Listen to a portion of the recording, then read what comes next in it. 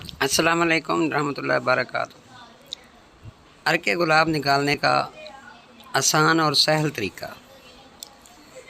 پھول کی پتیاں لیں اور اس جار میں ڈال دیں۔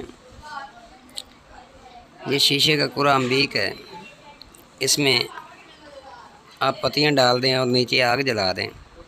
یہ دیکھیے، یہ جب ابلے گا تو عرق نکلنا شروع ہو جائے گا۔ ایک آتشہ سے لے کر آپ 25 آتشہ تک عرق گلاب نکال سکتے ہیں۔ ایک آتشہ پینے کے لیے ہوتا ہے، اور اس کے بعد جتنے بھی سے آتشہ ہو وہ بھی پی سکتے ہیں۔ اس کے بعد جتنے بھی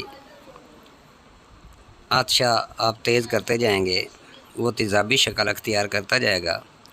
سٹیل یا جست کے کوڑا امبیک میں یہ نہیں نکلے گا، یہ ایسے شیشے کے جار، یہ آتشی ہوتا ہے، اسی میں نکلے گا۔